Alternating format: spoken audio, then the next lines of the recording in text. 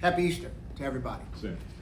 So, look, before I start, we had a very unfortunate, sad incident happen to one of our scouts. It was a hard week for all of us, it's Matt Turpinning, and our prayers go out to Matt and his two daughters. It was a hard week.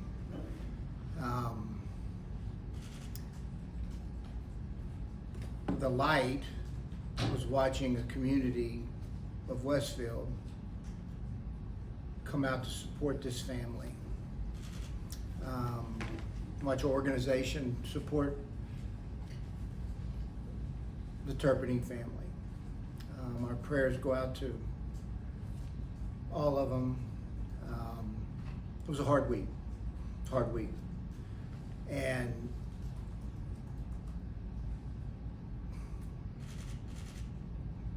something we had to work through.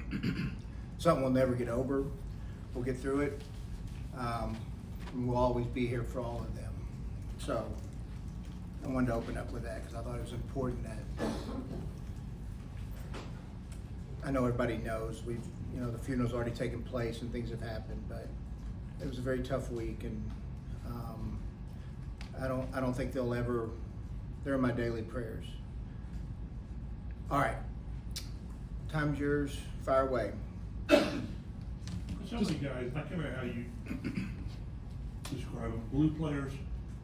First, how many do you have this year? It seems like it's a thinner draft. I don't know if it was say thinner, because there's some depth. I don't know if there's as many, and you never really know at the end of the day till they go play. Like, everybody's got to go play, and there's always some unexpected blues that show up from different rounds. But I would tell you that, in the top part of the draft, in years compared, at least at this point, I don't know if there's quite as much high end, but I do think there's a lot of depth in this draft, especially in the, when you start looking at 2 through 5, there's some real good depth. So good players. I don't know if there's many high end, but it's good players in the draft. So how many first round grades do you have on guys? Well, look, there's 257 picks, I think, in the draft. We don't have 257 players on our board. We'll have enough players in the first round to draft. When our pick comes up, whether we're at 14, whether we're at 10, whether we're at 25, we will have a player we like that'll be good for the Colts that we will take. Chris, how do you weigh the athleticism, traits, upside that a player might have versus seeing a guy who may not have the traits and they're a really good football player? I guess how do you marry the two? No,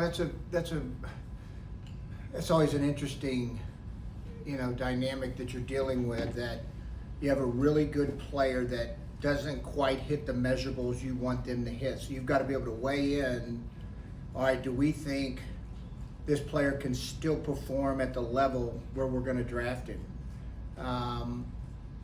And so the higher you take a player, the more you're going to expect from him. And so if he's lacking something, you've got to be able to say, okay, he's got something unique in it. There's something unique, all right? There's something unique in his physical and play style that's going to give him a chance, if that makes sense to you. The one thing I'll say about any player that makes it in our league, they've got something unique about them, whether it's athletic ability, whether it's strength, whether it's size, whether it's instincts. There's got to be a unique trait in the player for him to make it and then really ascend. And the more unique traits you have, the more chance you have to be a blue player. And it's a good question by Chap with, how many blues. I think if you can just look at history and know that the real difference making players, guys that we thought were going to be difference makers that didn't turn out to be, guys that we had no clue were going to be a difference maker they end up being, and they come from everywhere. But the traits, look, the athletic traits are important to us. They always have been. There's been instances where we've gone with the exception, but we just would rather not have a team of exceptions. And the second you start taking the exceptions, when you end up with a bunch of players that are exceptions. Do you know how many blue players there are this year? Well, that would take a real crisp. I mean, that would freaking be unique now. For me to be able to call out, no doubt, how many blue players that will end up in this draft, that would be really unique. No, I do not. I don't. With so many players opting out of pre-draft testing and stuff, and you don't get like a traditional evaluation on them, how much you guys rely on GPS and zebra technology and all that? Yeah, no, it's really important. Like, we're getting the data, okay? Whether they understand this or not, we're getting the data. There's too much out there now. So we're getting stuff on them. Do I like it? No, I don't like it. I'd rather everybody do everything. As a matter of fact, I love the guys that go and just show up and do everything and let it all hang out. The guys that don't do things, and I'm not gonna say we won't take them, but there's gonna be questions. It just raises some questions that we have to get answered between now and, when the process started and the draft.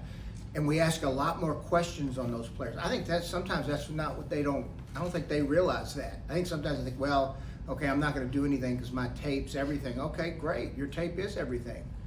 But this other stuff is factors that we're gonna include in the process. So we're gonna get it, whether it's off computer vision that we use, or the zebra technology, or telemetry, which I think is outstanding.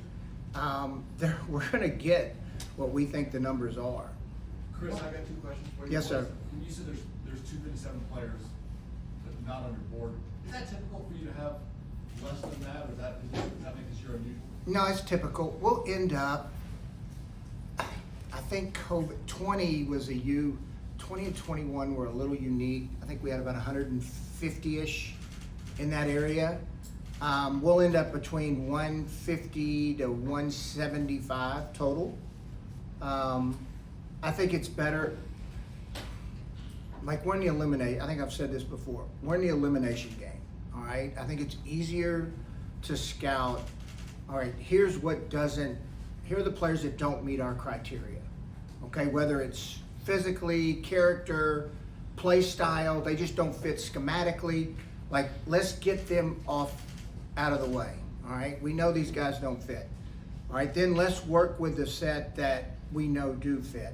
And then we hone it down between, scouting, coaching, character, like all the things we go into, which cuts that list down to, 150 to 175 players. And that's starting out with, I want to say when we started in February, we went through 2,200. All right, then we cut it down to, on the actual board, to 155 to 175 will be our final number. You brought in, I believe, I don't know how much you can talk about this, 2 quarterbacks for your visits. Is it just 2?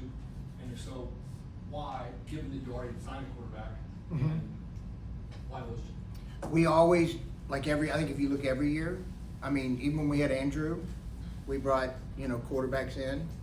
I think you do that all the time. And we also, believe it or not, we worked out a couple. We went and visited a couple. I think you do that every year. The one thing you can see with the quarterback position now, you better get to know them in the draft process, because you never know when it's going to come back around to you. You just don't know. That's the one thing I always kind of giggle when a quarterback turns us down. No, we're not going to visit with you. Okay, 3 years from now, we'll see how that plays out.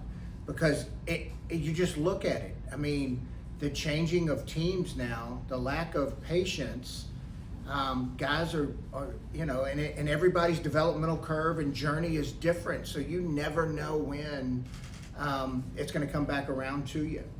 I don't think anybody thinks quarterback is your first priority, but there also is a level of uncertainty there in the long term. And how much will that reality affect how you look at it in this draft? I think every year. You don't ever want to pass up one.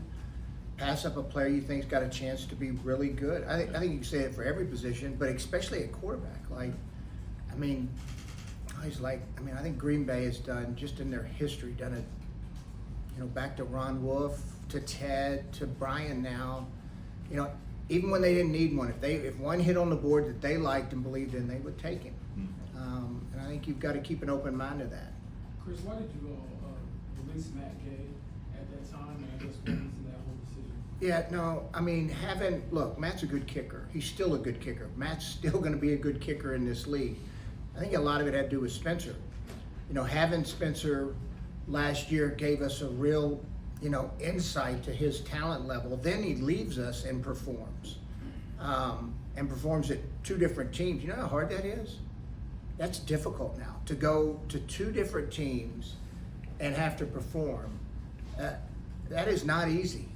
You're working with a totally different operation at both different snapper, different holder, and to go in and be successful. This had more to do with Spencer than it did really with Matt. To follow up to that, I think Spencer made 5 NFL field goals. Obviously, rookie season last year, small sample size. So do you plan on bringing more competition for that position? I preach that this offseason. Well, we usually always bring in 2 kickers as it is. And we're always looking for a guy with upside, kind of like last year with Spencer. I give our special team coaches all the credit for that. They identified, Spencer last year and said, look, he's got upside. We didn't necessarily have a vision that this is how it would work out, but you never know. So they do a great job finding guys with some upside. So we'll look for a guy with some leg strength and upside and think we can work with and see how it plays out. First, with the draft is about getting the best player, the best value at the spot. Occasionally, the best player coincides with what you need. You've talked about tight end. Is this a chance to take care of the tight end position? First round, second round, however you want to do it. I think there's no question. Look, I think we all know we like a group we have. What their subset, what they can do. Like, they're good. We have 2 really good blockers. We have a young kid that we think's got speed and some upside. But saying that, if we got a chance to take one that we think can really make a difference, we will do it. I do know this though, you can't chase, like when you end up chasing a need, okay, or something that is, that's when you make mistakes. So we'll let the board play out the way the board should play out. Of course, like in the first round, I can, you can already see like how we have it stacked versus how the outside world has it stacked. I promise you, is not the same. It's not.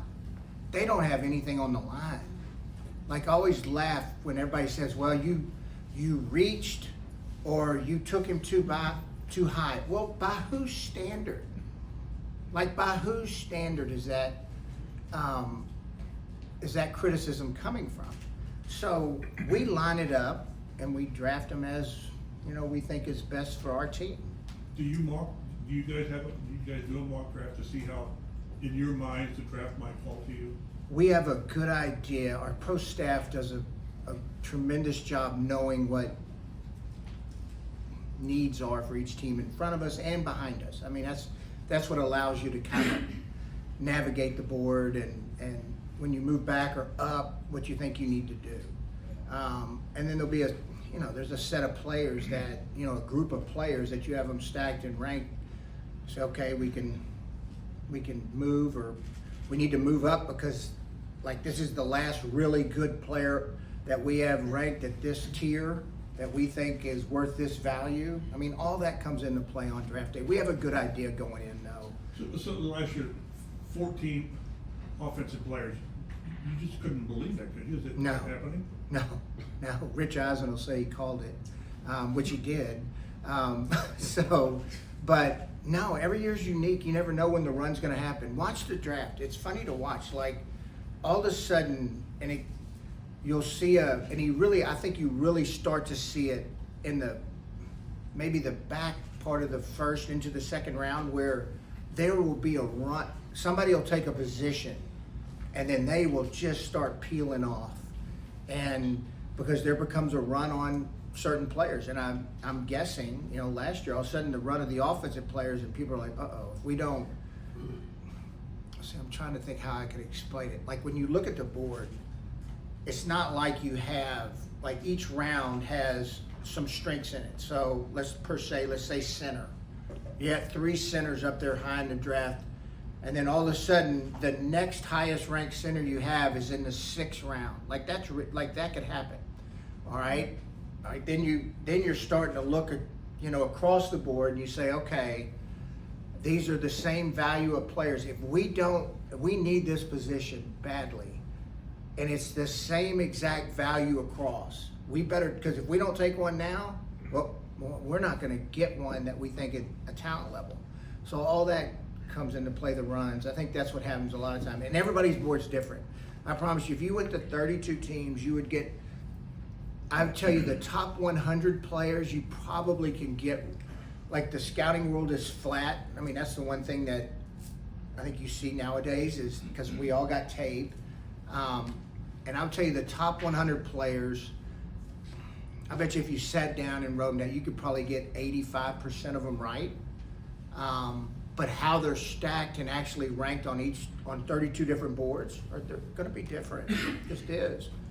Chris, we've had some frank conversations. You've been frank with us about just how important it is to kind of turn this around this year, get some results. But the draft is obviously very long term, Yep. in the way you approach it.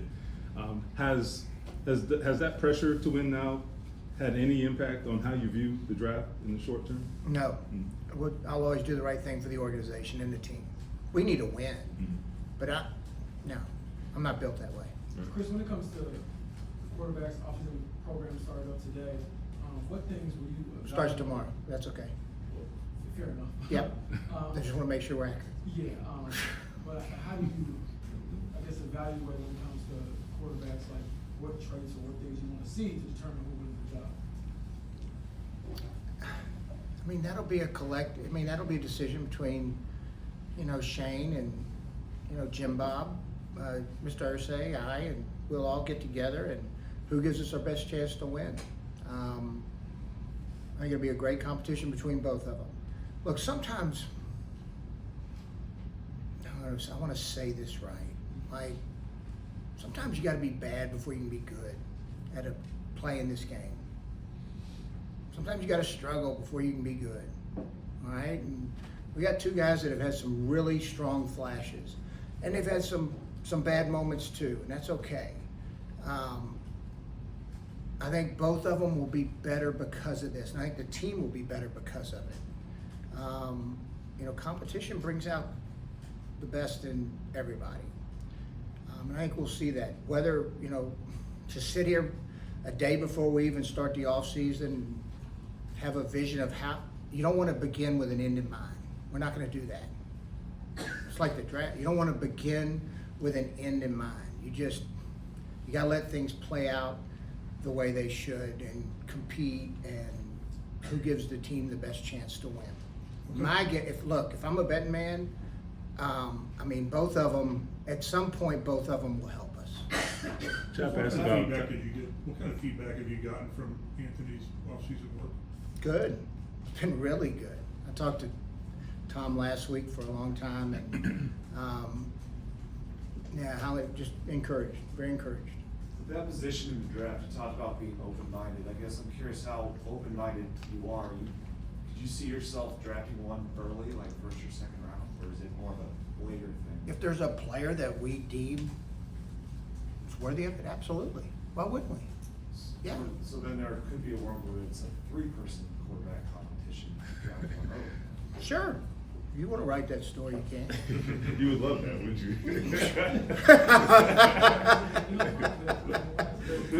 you? Look, we all create our own narratives. All right? We all do. Chap asked about tight end. Can you characterize just generally the class? It's good. No, it's a really good class. And I think at every level. But it's a good class. The one thing, funny when you, if you look at some of the better tight ends in this league, and they come from everywhere. Kelsey was a 3, Andrews was a 3, Kittle was a 5. They come from everywhere. Bowers was a 1 last year. Like, they come from everywhere. But it's a good class, and we think there's some good depth in this class. Is there a bigger need at defensive tackle than maybe we've been talking about? You can never have enough. You think you know my views on the front. Both of them, O-line, D-line. You can never have enough. You cannot. Even at edge, I mean, you have. You don't can have a lot never of guys have in enough. Contract for a long time. You can never have enough O-line, D-line. Over the course of a season, it is like they're just not hanging out on the street corner. Like, those guys are those are very difficult to find. With there not being any first-round picks traded yet this year, does that lead to more uncertainty or less uncertainty of what happens ahead of you? Oh,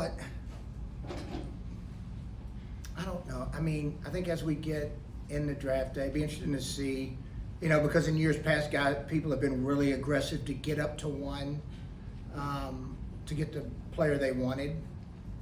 That hasn't happened for whatever reason. I can't answer that question. I can't answer whether it's going to create more uncertainty or not. I mean, there's a reason nobody gets mock drafts right.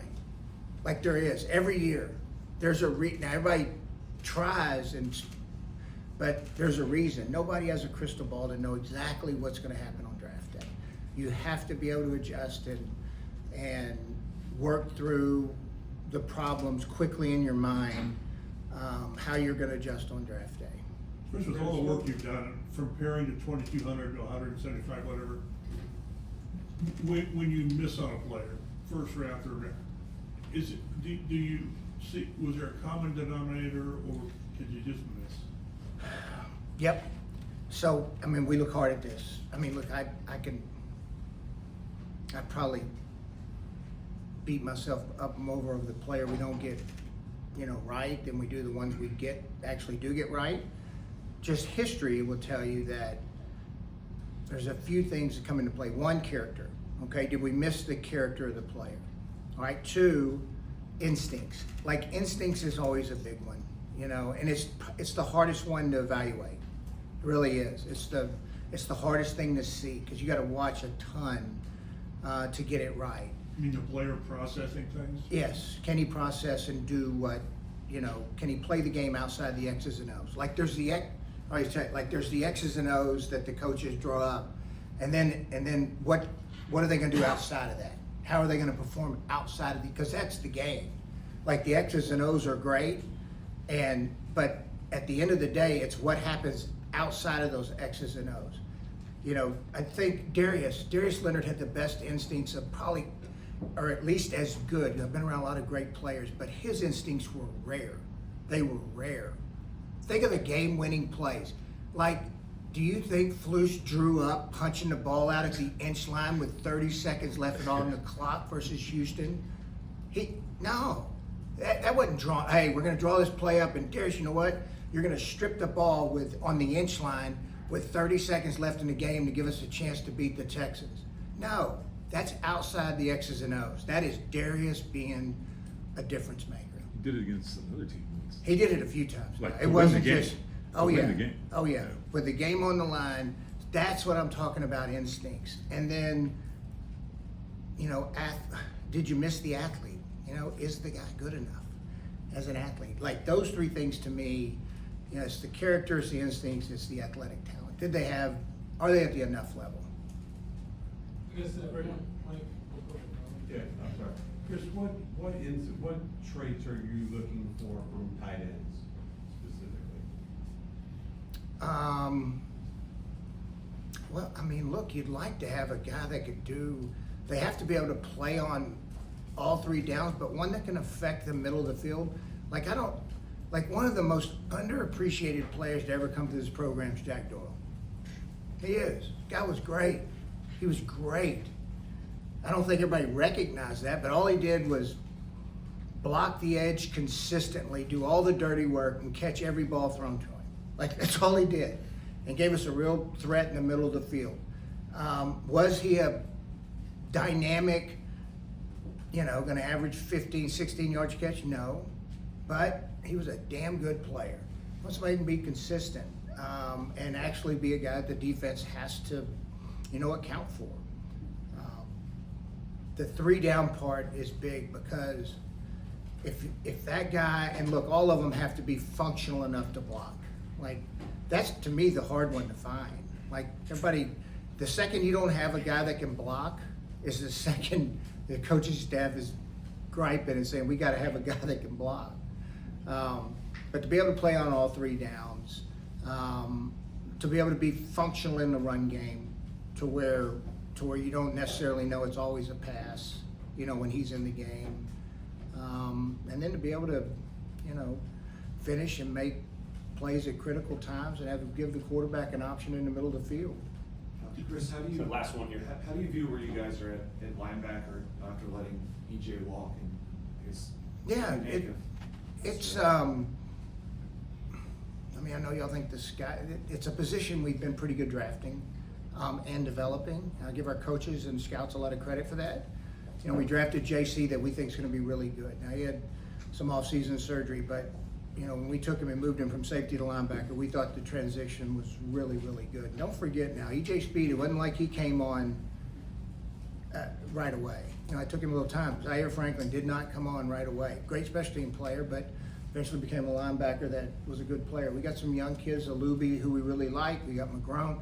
We got some young players we like. So, and we think the draft's got some good players. So we'll have some depth and competition, hopefully, in the draft.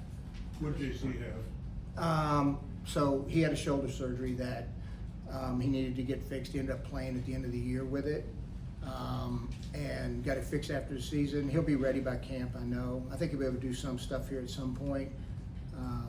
Did he have a surgery, something that you want to share? Golly, you're going to go into depth on this now. Yes, he did have surgery on it. Yes, he did. But he'll be ready for camp. Any others you want to share? No, that was the only one Okay. that I accidentally brought up. Not the only one. The only one he brought up. And on that note. I thank you, All Cam. right. That's my punishment for coming at 9. You know what? Next year we're going to go at 7. Thank you.